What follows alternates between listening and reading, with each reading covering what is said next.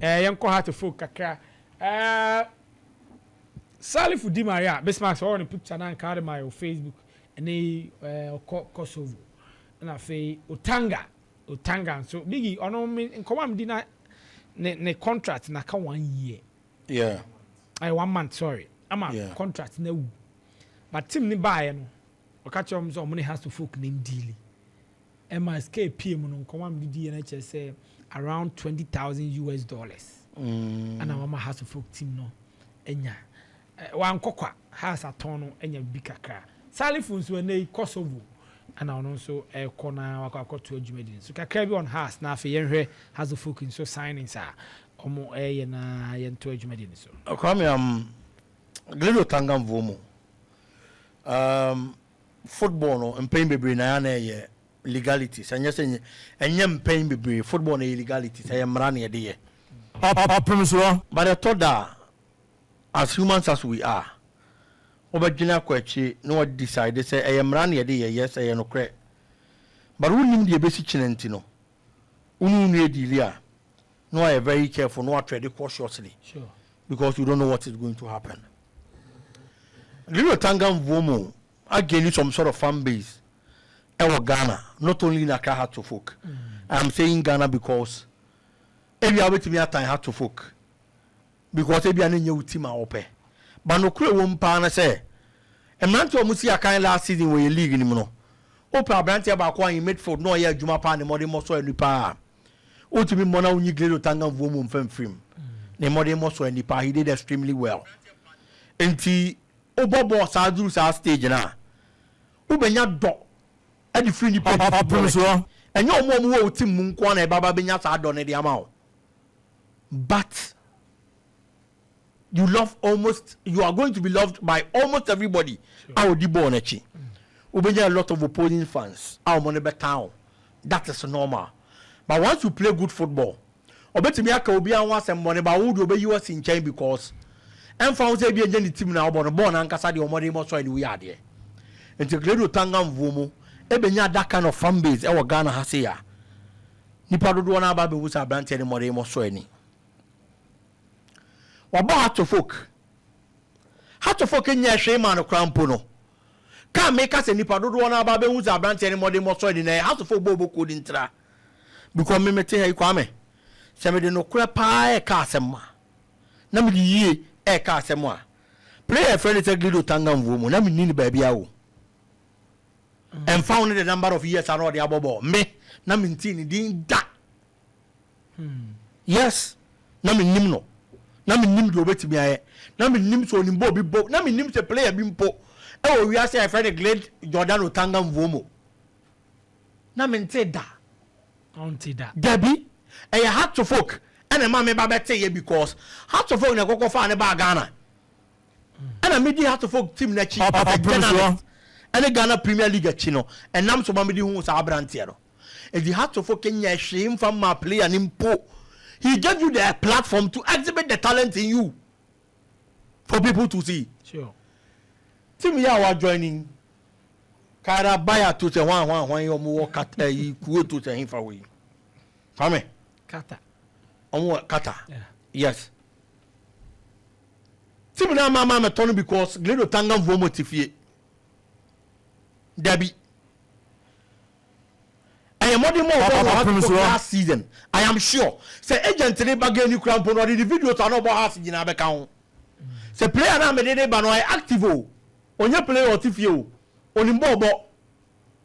the contract e baba bewu. Team na decide to be renew am no ba yen na yesi ye bobiom. It o ye player or ye active.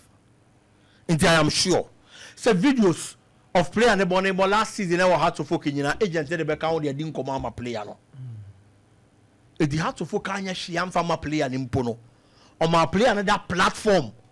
how they exhibiting the talent on the platform I now so ne e pega no to the next level I want the football career mu e di player na tsena se no hwe ne ho no ha na brabo no ha be no susu free ba no decide say there be 1 month na nka me atwa ma na wu na makọ for free sika bia mepe bia ma gidi agumi botom na mbom me hwe de ha to football boku na ya ma me me hwe baby me free as a footballer and baby I have to folk dem baba be duru and now me feel say as I say me fe kwan bia so na have to folk boboko nso ja bibi kaka no mo so de to mo botom e bia obetena nche ya aka say so but we player no and na dodo aka won contract so 1 month kwame 1 month even below 6 months Emrama player no kwan so the teams din komo below 3 months or kwan so sign pre-contract agreement with any club. If that is the case nanka 1 month kwampo di enke ye ne bakra but player no tena ate na wo hwe dey how to folk boboko na ya ma no and no so decide this is not the first time we are seeing this how to folk my heart ma otu na the contract wu and my heart ma otu na how to folk company for kasa I said do na ba na the opese oko ejo sere omo do betimi aye de abo club ni no onya ba obia na oni ba bia how to folk na ama ni din ama ne platform no zo ba bedu ba bia wadu a team ba be pe no ejo ba extending the contract by just 4 months. 4 months yes na how to folk aton no enya mfaso de free de so and o yes ade ne dem how to folk boboko no and how to folk ton no and o munya bibi kaka di free mo it in your first time I be senior but it take players with a special kind of heart. And they decided on mobile way. And any management, any agents, because and play on a car 1 year, no manager any agent, a catch and say, may extend it. No do be Libya. Almost all agent. No do be a almost play with free agent. Made a miss or me mocos of Mr. And say, I will be cooked. I may come as and go pass him. I may come as him. Obi ko koso wonche aha be kase ye ne no mesrewo obi ben Salifu Ibrahim di man na ne o ka obi e sama bondi nya so obi nsusu kura ye obi di alata ayo mata Inti kwa me said in America no it takes players who get a special heart and be decided to be yes ade na ma team no bigi asem bi ha me o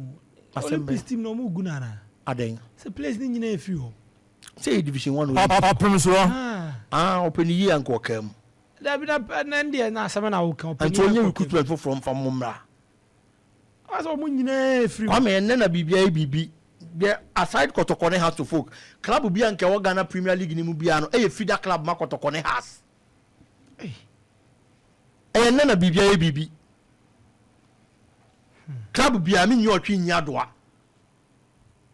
nke bo league ni wia Kotokone has dia ka ni nyina ya ba bia Kotokone has ko didi afiri e ho no mo ko fa talent aba be show mu tibdim o de ma mi wi has to focus am no it is said America they take players omo kita special heart be decide to me sade na ma o ba kwa me ye kan no enye se obenya player bi e be do time e wo so okono be ti ase so be extending the contract wonya bibi kakra nti ye administrators ne nya niam yie kwa me I was say chance ye niam yie clubs they suffer from these things a lot of the time obefa player no man the platform player na bona player na pikina club ne tutu betimi aton na nya bibi kakra dia hye ni botom no na the contract ne ba be so enu nti na de bia me complaining about 2 years contract I my players e okroma no come first year adaptation period we adaptation now a final player na pikino aka na 1 year the agent aka chere se man extend biom o di wo ba bi de mano enti o se player ni tie the agent ne manager e ka no no mo ko je sa ade no because I know this kabeba but e bia nka o ma player no more years e bia 5 years it looks like say your team is almost sign contract and no musuro yeah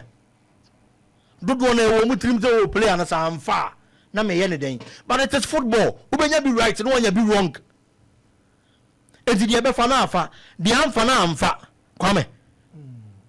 players are season na ebowie omo free a lot of the clubs mu e Ghana hanum 2 kwan no say bi no sign 4 years and 5 years and the clubs ni be that so was some years left on their contract and come be top players they are jiska if you have to focus you lucky when you Glid Otanga mvumo I will decide say 1 month na aka no still be pay bibi dia matim no but when you play or say mvumo when you play or say Otanga obedwene che kona me kono minim dia be si wo manim but anko ye ya e bia me hia Heart of Folk platform no na me sign so dia relaunch me kai ya e dia say me ne Heart of Folk di ni yie se we nya play or tsa na ye kwa ye say kana wa boni nyina kwa me eye kwa wo because one ma play on a platform e wi ase nyina hu no obi ehu no what tua ne ka through all these times through all these years what tua ne ka months what tua ne ka afei na nka wo so be ton no na ebia wo bubu ka no nya $1,000 bi dia to akire na at least wo zam faso kakra ba so no sa bra no obi nso baba be fa no kwa sika wa nya bi what lose quality experience obetena because these players are 50 teams in Kwame omo key players in yan have gained a lot of experience ebia season ya baba bebo so omo clubs anymore are going to some different kind of performance level club no because they are experienced and they have the quality too sure but sabre no and omo free team ni makwa join the team for sabre no and a teams ni nyam fa so bia mfam free omo so sabre no and a teams ni be bo omo ho kagu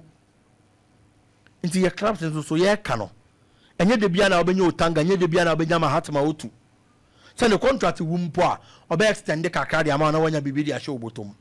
obu ho be call for free into your share clubs no omonya niam yie no omo hwe number of years omo de ma players no when they are signing contracts 1 year ni 2 years then they kwame aya na swado do emwa clubs no okay Patrick